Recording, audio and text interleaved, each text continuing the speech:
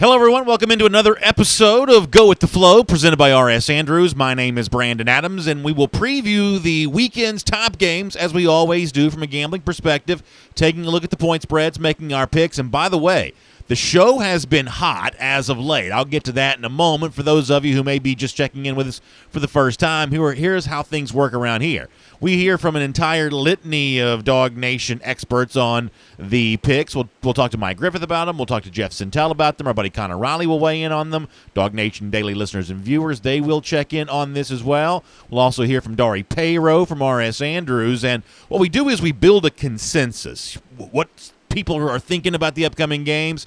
Dari decides if he wants to go with the flow or not, and match that consensus with his own pick. And our hope is that you'll kind of play along with us. Many of you probably do better, certainly, than I have done for most of this year, but hot as of late. So it's kind of a fun way to look at the games and kind of an interesting way to kind of lay down some opinions from a gambling perspective on what's to come for the weekend. And by the way, speaking of hot, we have been that as of late on the show. 3 straight winning weeks for me. Dari Payro's been good all season long. Connor Riley, who's in studio with us here as well, he's been especially hot. 5-2 for him last week. Puts him at 44-33 for the season. Very, very impressive number there. Dari's got nothing to apologize for after a 4-3 week a week ago at 42-35 for the year. That'll cash in anywhere in the world. That's a profit. Me, the overall record not quite so great, 34-43. What I prefer to talk about is my record last week, a winning mark of 4-3, and 3 straight weeks I've had more wins than losses, or losses. So certainly the system is starting to kind of come together here a little bit in that regard. So we'll have some fun with that. I guess, Dari, let me bring you in on this and ask you kind of before we hear from Mike and Jeff and the whole team about our first game, Georgia-Florida, obviously.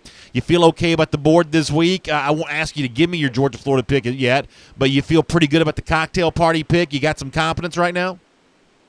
I do. I'm feeling pretty good about my picks this week, so excited to go through them. Well, that's good to know. I'm excited to do that as well. In fact, why don't we kind of dive into that right now? Let's start with the game that matters to our audience more than any other. It's Georgia-Florida in Jacksonville on Saturday.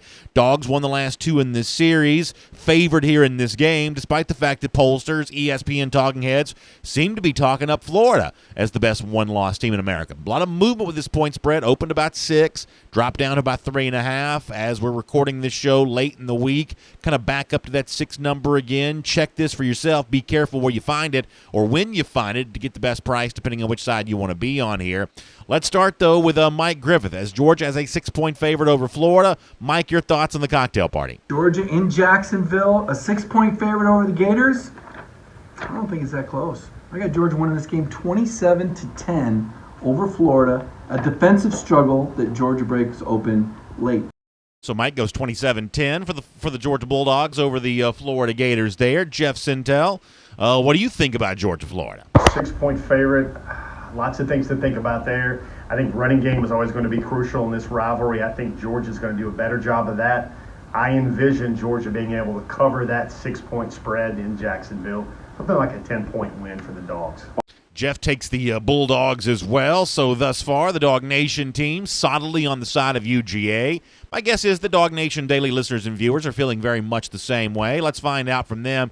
Yeah, that's about what I thought you would have imagined. Georgia fans starting to feel pretty good about this. 88% of Dog Nation daily listeners and viewers taking Georgia over Florida.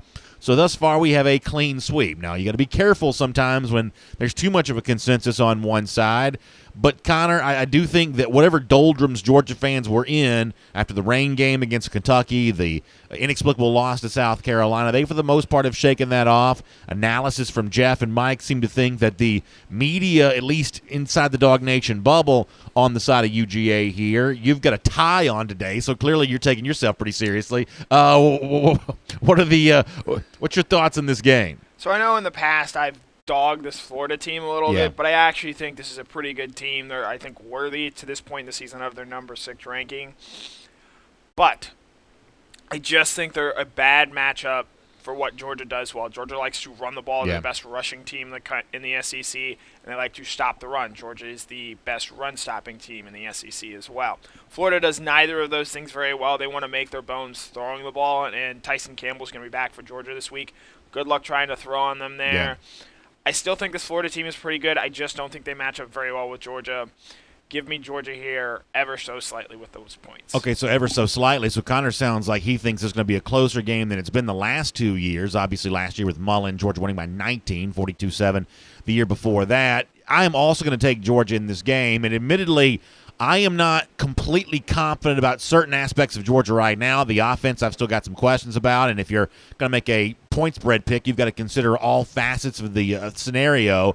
However, while I've still got some unanswered questions about Georgia, I do think this is a good opponent for UGA. I've talked a lot this week on Dog Nation Daily about matchups between Kirby Smart and Dan Mullen. Going back to Kirby's time as an Alabama defensive coordinator, Mullen as a Mississippi State head coach.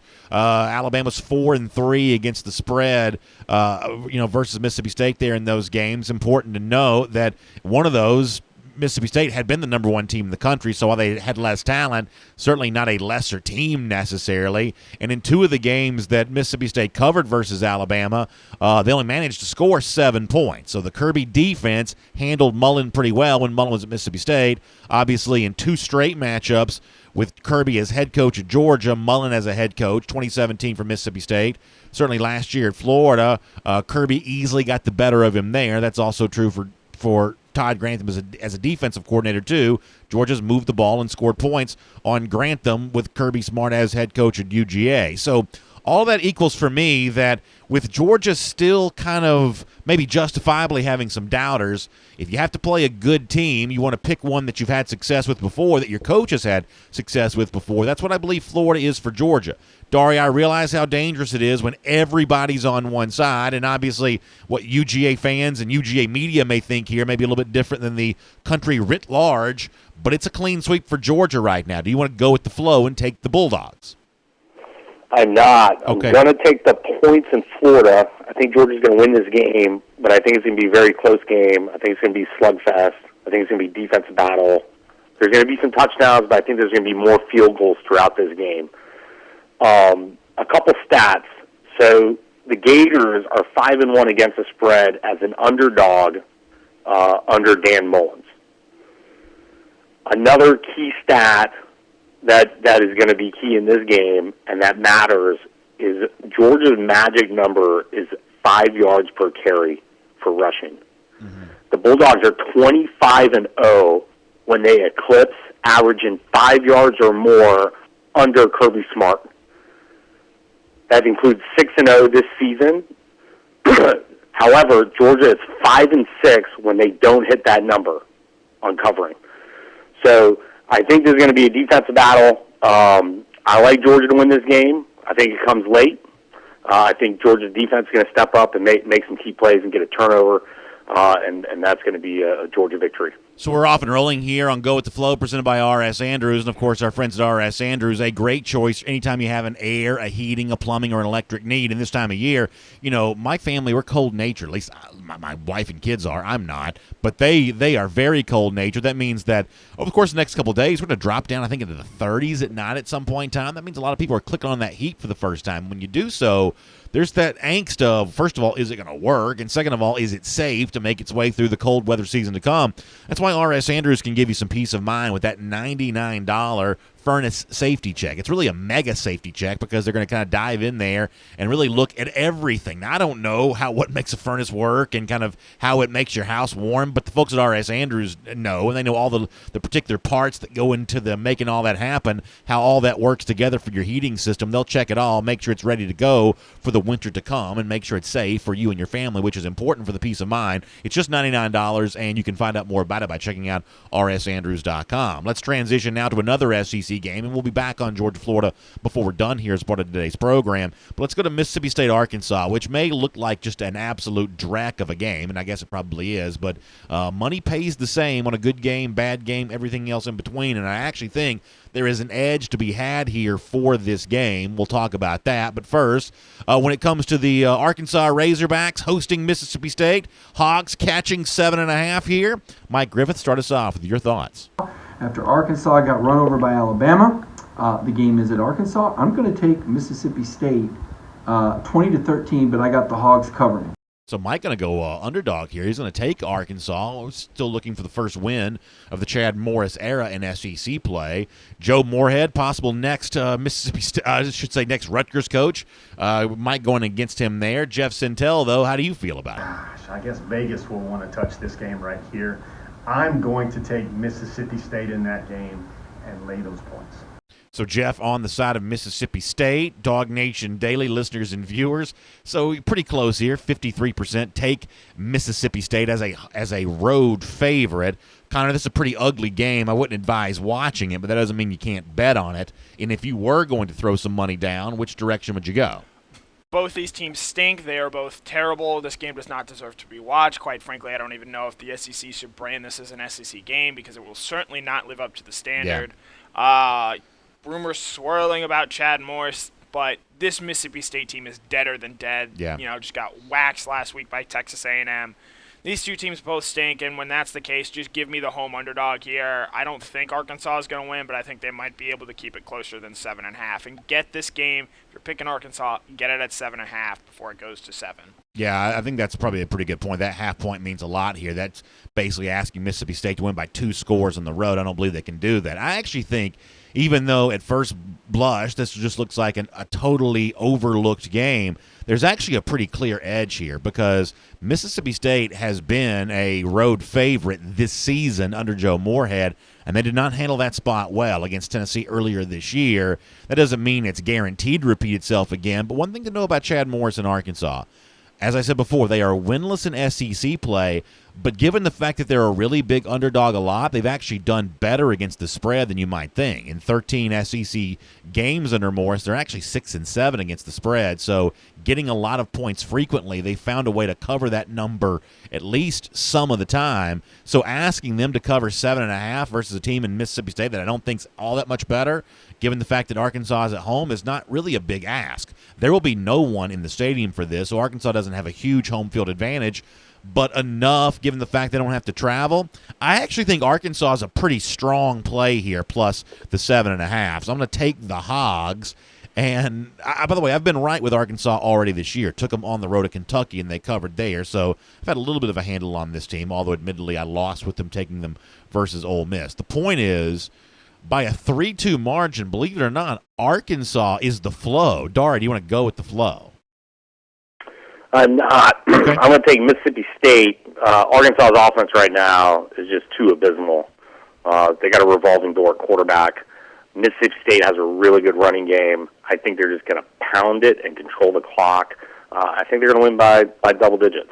Okay, so that's a little bit more confidence than I would have expected in Mississippi State, but you certainly understand the logic behind that as Dari kind of lays that out there. Let's move on and look at our next game. Auburn fought and kept it close last week against LSU. Defense showed up. Offense got a lot of problems right now. And a pretty big favorite here as they return home for the rest of the remainder of the regular season, 18.5 with Ole Miss coming in. This line is down from the opening line. We're open at about 20. But Auburn hosting Ole Miss. Mike Griffith, start us off. Auburn is an 18.5-point favorite over Ole Miss after that oh-so-close call in Baton Rouge. I think that's going to take a lot of steam out of the Tigers. I think the coaching staff is affected. I think Auburn gets the win over Ole Miss, but not close to an 18-point spread. I got Auburn winning 21-20, narrowly dodging an upset against Ole Miss. So a little bit unusual for Mike to not take a team that doesn't have a minus next to its name, but in this case, 2 straight dogs for Mr. Griffith. He's on the side of Ole Miss here, getting 18.5 points. Jeff Sintel, what do you think? 18.5-point favorite. Auburn, we're going to get that Auburn that plays LSU so tightly with that defense.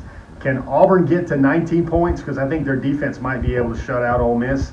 I'm going to lay that points because I think Auburn can cover that 18.5-point spread. So Jeff Sintel on the side of the favorite. Split decision amongst our riders, Dog Nation Daily listeners and viewers. They don't like taking Auburn, but just given the scenario, they're forced to.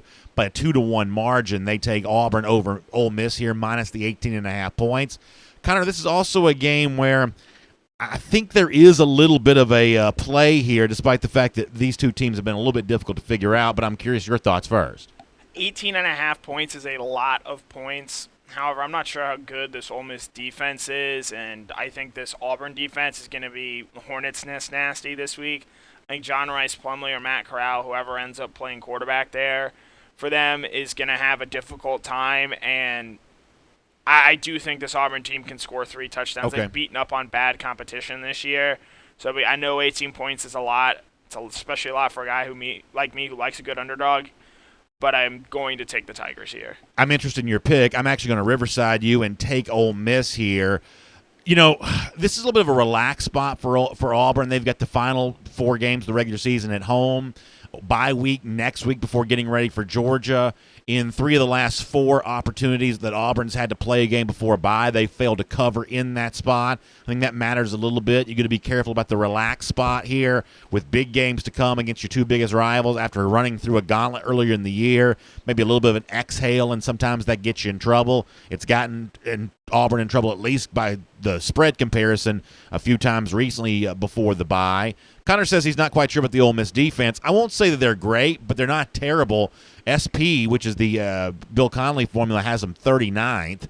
And the Auburn offense has obviously been feast or famine this year. They've scored 50 or more 3 times, but in the other games, they failed to reach 30 points. This is obviously a quarterback in Bo Nix right now that's struggling to even complete 40% of his passes. There is no depth behind him, which makes you wonder if Auburn now has to be even more careful about the plays that it calls. So I have no doubt that Auburn wins this game, but I do think 18.5 is just too much for a team that knows it's going to be judged by what it does beyond this. I think there's a little bit of a relaxation here that keeps Ole Miss in this game. Plus the 18.5, I actually kind of like Ole Miss a lot here, which actually that still keeps the flow on the side of Auburn. So I'm on Ole Miss, but the flow's on Auburn. Darty, you want to go with the flow? I'm going with the flow. Okay. We'll take the Tigers. I think they're going to win this by 20-plus points. Two stats here. Auburn's defense leads the SEC in tackles for loss, while Ole Miss leads the SEC in giving up the most tackles for loss. Okay. I think Auburn's defense is going to have a feast in this game, and that's going to be the difference that pushes this over the 18.5 points.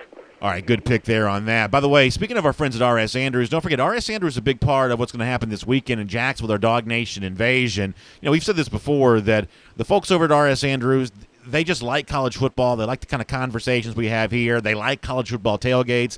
Dari's been with us on a million of these before, and it's one of the reasons why we enjoy recommending R.S. Andrews for your air, heating, plumbing, and electric needs, because they're just fun, right? I mean, they enjoy the fun that we're able to have here, especially for the world's largest outdoor cocktail party. Nobody appreciates that more than our buddy Dari Payro and the entire R.S. Andrews team. So, Dari, let me just say thanks to you for being a part of Dog Nation Invasion. We think it's going to be a great time. I wish you were going to be able to be there with us personally, but even if you can't be there with us, I really appreciate you allowing the rest of us to have so much fun this upcoming weekend. Yeah, definitely. Hopefully next year I'll be down there for the cocktail party. So I'll circle on my calendar. That sounds good. We'll make that a date and make that a plan. Let's move on. Look at the next game here. A very interesting spot for South Carolina after getting obliterated by Tennessee a week ago. Vanderbilt has been as bad as it gets at times, but did pull a surprising upset 2 weeks ago against Missouri. All this adds to a Williams-Brice Stadium date between the two teams, with the Gamecocks sitting as a 16-point favorite. First time Will Muschamp has been a double-digit favorite in SEC play during his South Carolina career. What does it all add up to? Let's start with our buddy Mike Griffith here from Dog Nation. Another game that I think will be much closer than the spread. South Carolina wins 19-17. Derek Mason fighting for his job. The Gamecocks, having seen their season gone awry with that loss in Knoxville last week. Just straight dogs, one after the other from Mike. I like the aggressive play. Now, last week, aggressive didn't necessarily aid him. He picked Wisconsin outright. That didn't work out quite so well, but listen, none of us are perfect. Jeff Sintel, your thoughts on South Carolina Vanderbilt? Another game where you're sitting here looking at the nether regions of the SEC, especially the SEC East. I think Carolina will cover those points against Vanderbilt. So, Jeff, on the side of the Gamecocks, Dog Nation daily listeners and viewers, respect for South Carolina lingering? Yeah, by a little bit. Maybe I would have thought more, though. Maybe the Tennessee loss just kind of sours the taste a bit, but a 60% do take South Carolina minus the 16 points. Connor, I've said before a few times that I like a lot of the games we've picked to this point in time. This game I don't have a ton of confidence on. I'm curious if you do. I just think 16 points is too many. Okay. Especially for a South Carolina team that just got obliterated last week. They've sort of fallen asleep at the wheel in the second half of these games. Vanderbilt also coming off a bye week. I think they're going to be rested and ready to play, whereas South Carolina, they've run a sort of gauntlet of sorts, playing, Georgia, Florida, Tennessee. Those are big games, emotional games. I wonder where their headspace is going to be going into this. And because of that, I don't feel great about it, but I am intrigued that this is a 16-point game, so give me the Commodores here. Yeah, 16's a lot. Obviously, you're asking the Gamecocks win this thing by 3 scores. Here's kind of where I come down on this. I'm going to take South Carolina. I don't feel great about it. Gamecocks better against the spread than you realize. Even after last week where they got destroyed by Tennessee, this is still a coach in Will Muschamp. 30 SEC games, has gone 17, 12, and 1 against the spread. So, the idea that he's underperforming there against expectations in SEC play, the Vegas folks, the online sportsbooks folks, or friends at MyBookie would say not necessarily that the case. That Muschamp's still a pretty good coach overall against the spread. But as I said before, this is a unique spread opportunity for him because he hasn't been a double-digit favorite in SEC play. That makes this a little bit more difficult to read. I'm not going to put a whole lot of faith, though, in what Vanderbilt did against Missouri. I think that the bigger story for them is what they've done in other games, getting beaten up badly by UNLV, for instance. Did score 38 versus LSU, but didn't cover in that game.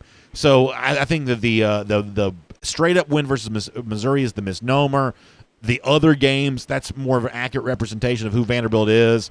This is a unique spot for South Carolina being this big of a favorite, but I'm going to trust just ever so slightly Muschamp's overall numbers against the spread. I'm going to take South Carolina here. Is that who has the flow? Me. Yes. So the flow is on South Carolina. So Dara, do you want to go with the flow? I am going to go with the flow and take South Carolina to cover the 16. I'm not super confident on this game. That's a lot of points. But, Vandy is 1-7 in their last 8 against the spread. And that was when they just beat, against Missouri. Yep. And then the way you beat Missouri is you run the ball on them. They had over 150 yards rushing. Same thing with Kentucky, was able to do that against Missouri. Missouri couldn't jump out to lead against them. So I think they're going to get it done barely covering this game, playing at home. So I'm going to go with the Gamecocks. All right, sounds good. Really good stuff as far as the slate of SEC play goes. We're actually going to, before we get back to Georgia, Florida, going to take a trip out here when it comes to some of these games beyond the SEC for a moment. Certainly a very interesting game in a primetime spot on ABC from the American Athletic Conference. I believe this is the first time all year we've done AAC games, but kind of an interesting top 25 slate. Force us to the Liberty Bowl in Memphis, where the Tigers host SMU as a 6-point favorite. Two pretty high-powered offenses, two pretty good quarterbacks here. Let us start with Mike Griffith on your thoughts about the Mustangs and the Tigers. Mike, go for it. College game day will be on Beale Street in Memphis. Memphis has the top freshman rusher in the nation. Memphis lucky to win last week. They won't get lucky this week. I've got SMU pulling the upset outright.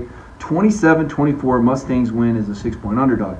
So Pony Express for Mike Griffith. He's on the side of SMU. Jeff Sintel, what do you think? Memphis and those now golden era SMU Mustangs are going to try and stay undefeated. I like SMU to cover that and win that game. Jeff on the side of SMU as well. I can't imagine Dog Nation daily listeners and viewers have much of a take on this one way or another. Wow. More than I would have thought. By almost a 3-1 margin, Dog Nation daily folks taking SMU here over Memphis. Interesting to note there was a lot of line movement in this game. Opened at 3, went to 6 almost immediately. So somebody was making some action somewhere on Memphis to make this thing jump pretty quick, and it hasn't really moved much after that fact.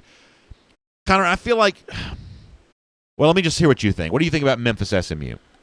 I think this is actually my favorite game on the board this week. Is that right? Okay. People see SMU, the number 15 team in the country. I believe as of right now, they would be the group of 6 representative for the Cotton Bowl. However, people are looking at that 0 in the loss column, and I'm telling you, that doesn't mean anything. I think this SMU team's on borrowed time. Memphis at home is a tough place to play. Go ask UCLA. Yeah. Go ask Ole Miss. I know, depending on where you got that number earlier in the season, they covered that game against Ole Miss. Kind of like this Memphis team. They're frisky. They're well coached. Give me the Tigers here. Yeah, Mike Norvell, I think a coach that's been doing this kind of thing for a while. Dari, I'm going to agree with Connor on this. Let me give you a couple numbers.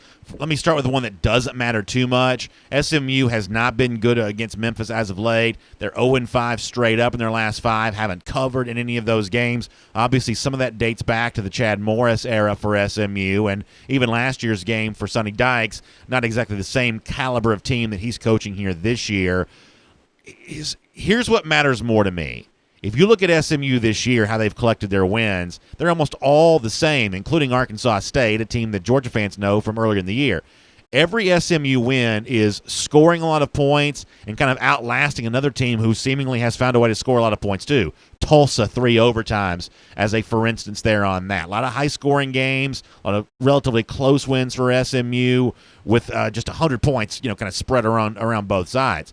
By comparison, Memphis has done things a little bit different. They have played some high-scoring games there as well, but as Connor mentioned, they beat Ole Miss 15-10. They've proven they can play kind of a low-scoring game when they need to. Let me circle one more game here as well. In a game, admittedly, I'm not an expert on either team. Something just jumps off the page to me. Tulane is number 41 in Football Outsiders FEI rankings. That's an efficiency metric. 41, not a bad rating there whatsoever. That kind of puts you in that upper almost upper 30% of the country. Memphis won that game 47-17. So that's not a guarantee of future results necessarily. But when you look at handling a relatively good team in easy fashion like that, that's enough for me, given the fact that you're home, given the fact that Sharp seemingly bet this up pretty quick when the number first went out there. I don't necessarily scream this from the top of the mountain, but Memphis -6, I think, is the better overall play here, and that puts the Connor and I going against the flow. Flow is on SMU. Do you want to go with the flow? I'm going to go with the flow. A lot of heavy money has come on Memphis, and that's what pushed it to 6. But they barely won last week against Tulsa. Tulsa missed a short field goal, and that's the only reason Memphis won. Tulsa also threw for over 300 yards in that game, and they are ranked 10th in their conference in passing. What do you think SMU is going to do in this game? They're ranked 6th in the nation in points scored, and they're ranked 9th in the nation in yards per game. They've scored 40 or more points in 6 of 8 games this year. This is the best SMU team since 1982. Now, half of SMU wins this year have come in 1 score or less. They've been close games, and like you said, they've kind of outlasted it. But guess what? They got the juice to outlast, and they got the juice to stay in the game no matter what the scenario. They can put up points. Okay, so for them to get 6 points, that's a no-brainer because this game is going to be close. I'm taking SMU. All right, that's a pretty strong play from Dari on the side of SMU, which actually makes this game pretty fun to watch in prime time. Hopefully, we'll be in a celebratory mood in the cocktail party aftermath, getting a chance to watch a little SMU Memphis. I think that should end up being pretty fun. Let us go to the Sunflower Showdown, and I'm really, really excited about picking this game. Kansas State coming off an outright win at Oklahoma, hosting Oklahoma last week, now has to go into Lawrence and take on Les Miles and the Kansas Jayhawks. This, I believe, is a pretty good game on Saturday, and I'm really glad we're picking this here today. So let's start with Mike Griffith on the Kansas State Sunflower Showdown. Mike Griffith, what do you think? Kansas, a 5.5-point underdog, playing against Kansas State. Kansas State riding high after the win over Oklahoma, riding too high. Les Miles and the Jayhawks with the outright upset as 5.5-point dogs. Kansas 30, Kansas State 27. So underdogs like crazy for Mike here today. He's on the side of Kansas here in this game. Jeff Sintel, what do you think? I guess Les Miles is going to need Danny Manning. He's going to need Rick Ross. He's going to need all the tricks in his bag to try and knock off a Kansas State team that's probably feeling pretty high on the hog this week.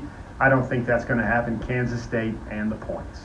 You can always tell Jeff has no idea what he's about to pick when he kind of looks up at the sky right before he makes it. That's a little bit of a poker tell for him, but he does take Kansas State staying hot after beating Oklahoma last week.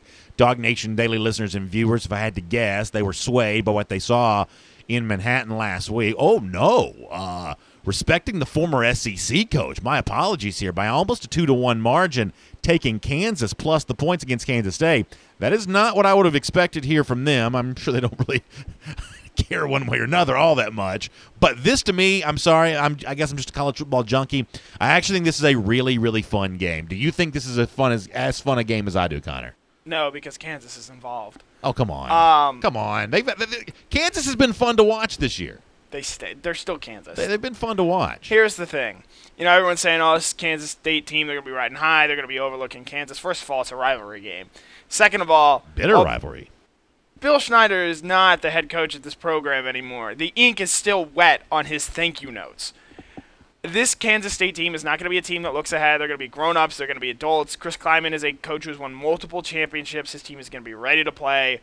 And at the end of the day, this is still Kansas. I don't care that Les Miles is calling plays and coaching them now. I don't care that they played Texas close and they eked out a win against Texas Tech last week.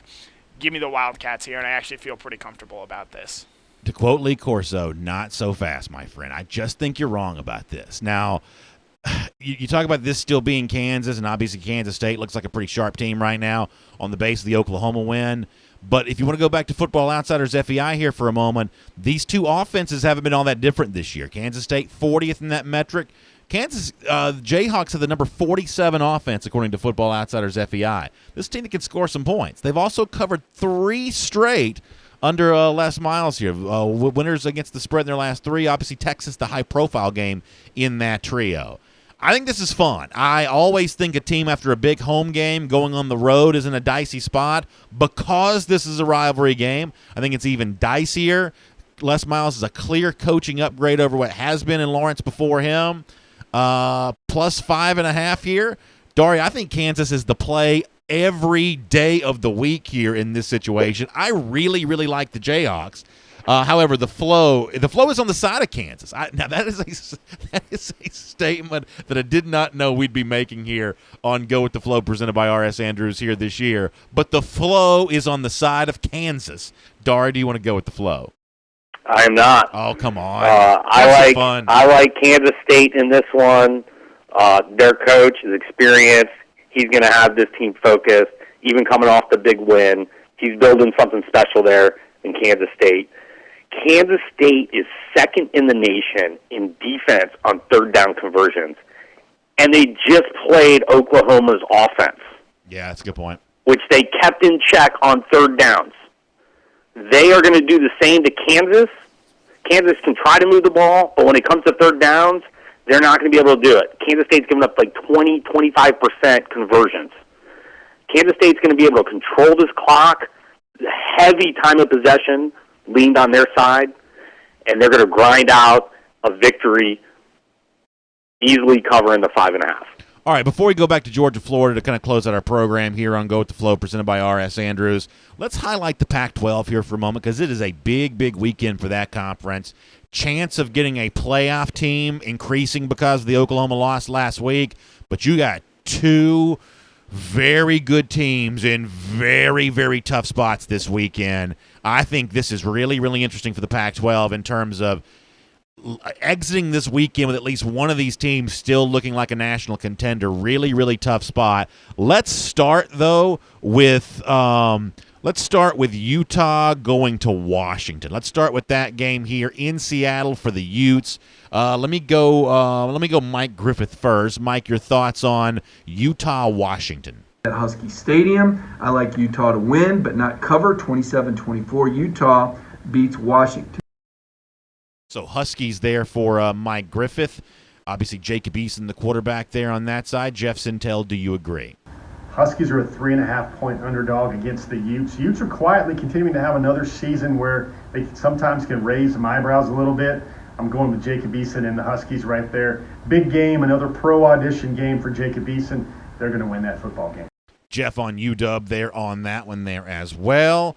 Dog Nation daily listeners and viewers, your thoughts on a very big game in the Pac-12 this week.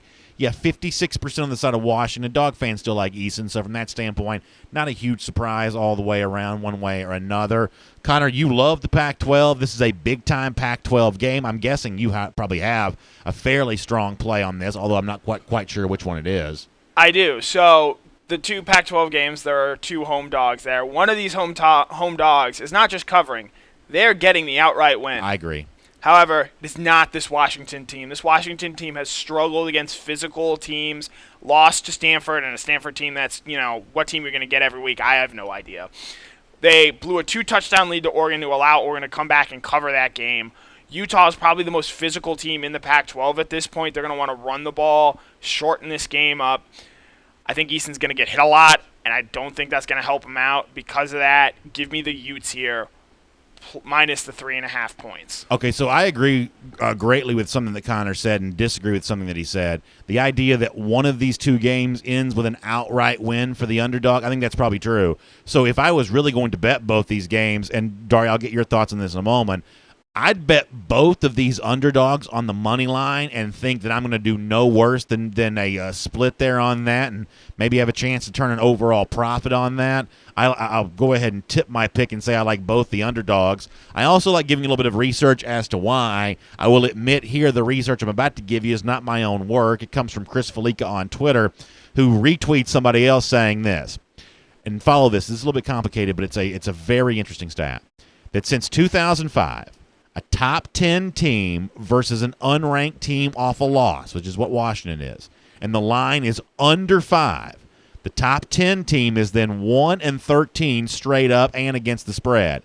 Utah on high alert Saturday at Washington. So this is a little bit of an interesting trend that Washington is an unranked team and they're coming off a loss. Two things that ought to drag down public opinion on them, but still a relatively narrow point spread overall.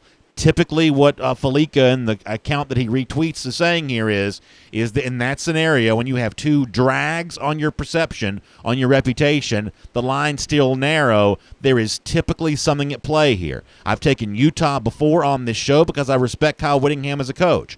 But this is no coaching mismatch the way that some you might see in the Pac-12. Peterson on the other side is not going to get out-coached by anyone there in that scenario. I don't know enough to argue with this trend, but it makes a lot of sense to me that there's a lot of reasons to go against Washington. The fact that the bookmakers aren't doing that is all I need to know. I would take Washington on the money line, but for the purposes of this show, I'm definitely taking them plus the points. I like UW here, and that puts the flow on the side of Washington as well. Dari, do you want to go with the flow? I'm not. I'm going to take Utah. This game is definitely going to be close. The Huskies played well against Oregon until late in that game. This is a must-win game for the Huskies, but I just think Utah's defense is going to be too much for them, and they're going to do just enough to cover this. I think it's going to be a great game to watch because I think Washington is going to give everything they have in this fight. All right, if you're just joining us, it's Go With The Flow, presented by R.S. Andrews. That's Dari Payro, our friend from R.S. Andrews, myself, Connor Riley, here in our Dog Nation World Headquarters studios. And, of course, we'll hear from Mike Griffith and Jeff Sintel. More to come here there as well. Also, if you're just joining us, let me remind you to take advantage with the cold weather, especially at night here a little bit right now. We're kind of getting into that cold weather season. Take advantage of that $99 mega safety check that our friends at R.S. Andrews will provide for your furnace and your heating system to make sure it's ready to get you through the cold weather season to come. Make sure it's safe for the winter that's on the way. They'll give you that peace of mind that you need, that your family really wants, and you can look good with your wife and everything else. Just go to rsandrews.com. Take advantage of that $99 offer to get your furnace checked up to make sure it's safe to make its way through the cold weather season to come. Okay, so pretty interesting stuff there on Utah, Washington. How about USC hosting Oregon? We've already seen USC pull an outright upset over a big team in its own stadium here earlier this year, taking care of Utah, getting a chance to host Oregon this upcoming weekend. Let's start with Mike Griffith. Mike, your thoughts on that? I like the Ducks, 31-24. They covered the 4.5-point spread. Going to go Ducks there on that one for Mike Griffith. Jeff Sintel, what do you think? Trojans 4.5-point underdogs. I like the Ducks. I like them in that game. Oregon's quietly trying to put together one of those one-loss resumes for the college football playoff final. I like Oregon in that game and to cover that spread. So also on the side of Oregon, Dog Nation Daily's listeners and viewers, 71% also taking Oregon. This is a team whose reputation has kind of grown here a little bit as it kind of stands as, at least in the public's mind, the most likely Pac-12 team, I believe, of making the college football playoff. Connor, once again, this is a league that you like, so I'm guessing you got a strong play in Oregon USC. This is my stone-cold lead pipe lock of the century, of the month, of the day, of the week. I love USC in this spot here. This is an Oregon team. USC doesn't always play 4 quarters straight, but as long as they got a competent quarterback, and they do in Keaton Slovis, I like them in this spot. Oregon hasn't played 4 complete quarters in a while. They struggled for much of that Washington game. They were trailing with less than 10 seconds to go against a not-so-good Washington State team at home. They got to go on the road this week. I think a lot of people are riding high on Oregon right now, and because of that, and because I think this USC team is not going to be awed or overwhelmed by the talent that Oregon has, I really like USC in this spot. I like them outright. Fight on. Go Trojans. They are my stone-cold lead pipe lock of the century, of the month, of the day, of the week. Yeah, I'm taking the underdog here, too. I'm going to take USC, and once again, I'm going to give Chris Felica a little credit here for the research on this. This is not my own. This comes from him. He tweets out yesterday that entering 2019, USC was 1-12 outright, 2-11 against the spread as an underdog under Clay Helton. But in 3 games in that spot this year, SC's covered twice, including an outright home win versus Utah.